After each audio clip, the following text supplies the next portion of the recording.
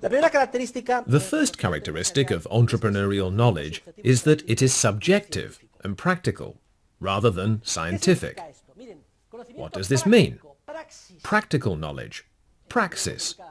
Praxis in Greek means action. As you see, we are turning over the same idea again and again. Entrepreneurial knowledge is subjective.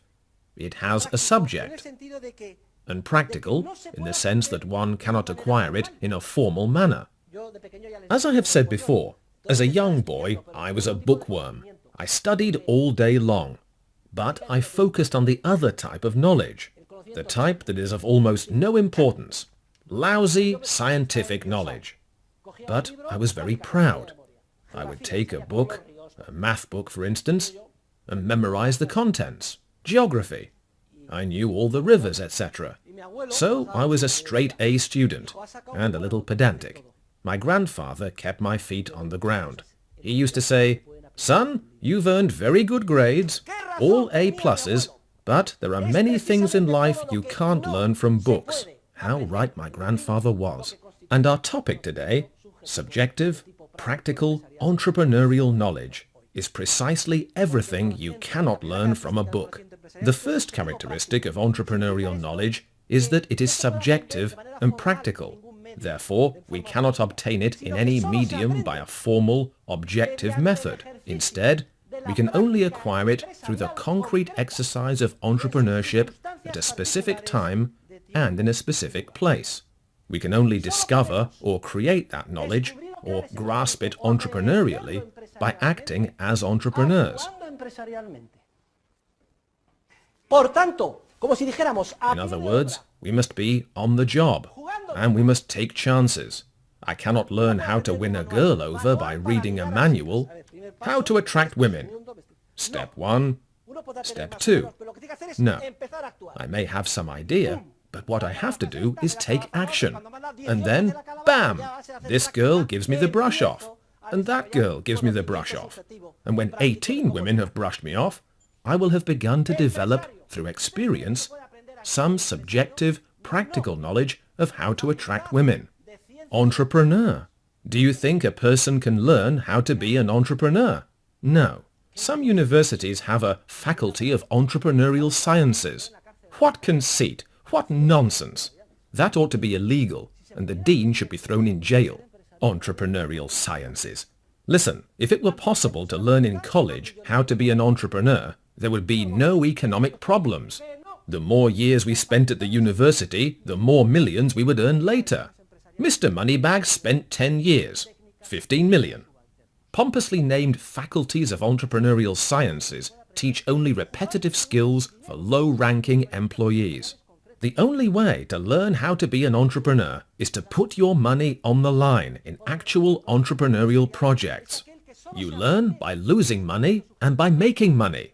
For I repeat, entrepreneurial knowledge is knowledge that can only be acquired by the subject, which is why we say it is subjective and practical, through the performance of the relevant action in its particular circumstances of time and place. You say to yourselves, all right, I've gone to college, and I've studied business or audio-visual communications. I'm going out into the world, and I have a right to a job and a salary of 50,000 euros a year, because I know something now. You know nothing. Not until a company hires you and you begin to solve concrete problems through action. Also, company owners complain, college graduates are untrained and unproductive. What foolish company owners! How foolish! A lemon tree does not bear apples. You are never going to find trained college graduates, because the knowledge those people need to help you in your company is knowledge they can gain only by working for your company, for several months or for several years, and by making mistakes, etc. And if company owners are foolish, university officials are doubly foolish when they say, let's design a university that is more closely connected with the business world, so that graduates finish school prepared to solve concrete problems. And in the end, what happens to the university? As its name indicates, a university must present a universal view of scientific knowledge, a view that serves as a foundation for reflection and research. Well, the university becomes insignificant. It becomes a mere factory that churns out accountants or supposed finance specialists, and the concept of the university is destroyed and disappears. Listen, do you think a person can learn from a book how to paint like Velázquez?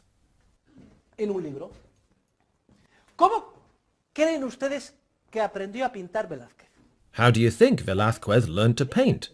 His father realized that the boy had talent, that he could draw very well. So what did the father think of doing? Instead of obliging him to study law or medicine, he sent the promising boy to be an apprentice. An apprentice in a painter's workshop.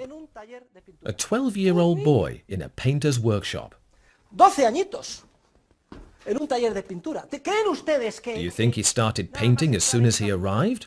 No. He spent his first years there sweeping the floor, taking out the garbage, and emptying the chamber pots. But in an environment in which there were people painting, a master craftsman, journeymen, and apprentices. As you know, 12-year-old children are like sponges. At that age, our brains soak everything up, and Diego Velázquez was no fool. Chances are he paid attention to the techniques the painters used. He probably noticed the way they painted a cloud or finished a sky. Maybe there was a young painter 4 years older than him, someone he admired, and the eager Velázquez would ask to prepare the oils for him. No, you're too young. And a couple of years later, after much persistence, maybe the older boy let him prepare a mixture of colors.